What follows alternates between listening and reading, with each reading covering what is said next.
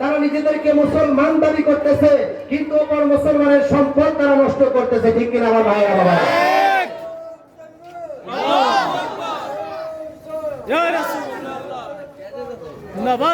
অত্যন্ত দুঃখের বিষয়, পরিতাপের বিষয়, স্বাধীনতার পর থেকে গত সরকার বিদায় হওয়া পর্যন্ত যা ঘটল না, এই কয়েকদিনে তার চাইতে মর্মান্তিক ঘটনা ঘটে গেল। আফসোস লাগে মুসলমান, আজকে বলতে হয় ওয়াজ মাহফিলে, যদি এগুলো ওয়াজ মাহফিল আলোচনার বিষয় নয়, কিন্তু আমাদের ঈমান ঠিক রাখার জন্য, ঈমান আমলকে ঠিক রাখার জন্য আজকে আমাদেরকে চিনতে হবে, বুঝতে হবে যে এরা কোন মুসলমান, যাদের মাথার মধ্যে পাগড়ি আছে, মুখের মধ্যে দাড়ি আছে, পরনে জুব্বা আছে।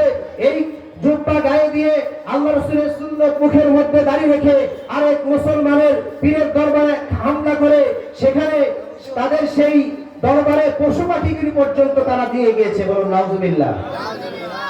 তারা হামলা করে সেখানে আগুন জ্বালিয়ে মসজিদ পুড়িয়ে দিয়েছে, দরবার পুড়িয়ে দিয়েছে।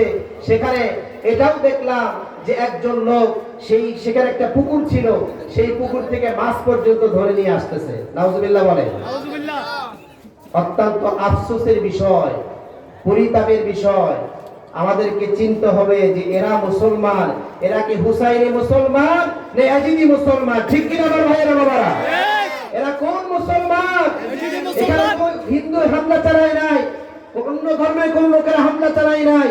দাড়ি মুখে, পরনের মধ্যে জুব্বা, টুপি মাথার মধ্যে দুইজনকে দেখলাম কি সুন্দর লেবাস পরা, সেই দরবারে ডেক পর্যন্ত নিয়ে যাচ্ছে। নাউজুবিল্লাহ বলা। যেখানে মানুষদেরকে মেহমানদারি করে খাবার পাকায়, সেই ডেক পর্যন্ত নিয়ে যাচ্ছে। নাউজুবিল্লাহ বলে। আমাদেরকে চেনার সময় এসেছে কে হুসাইনি মুসলমান আর কে ইয়াজিদি মুসলমান। ঠিক কিনা?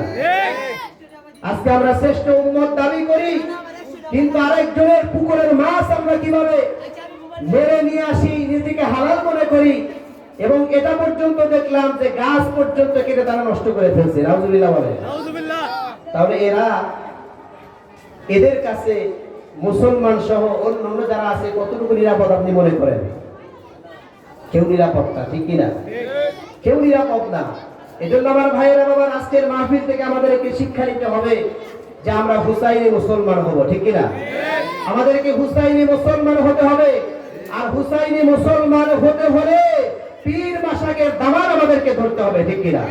আল্লামা সৈয়দ বাহাদুর চৌধুরীর দামান ধরতে হবে।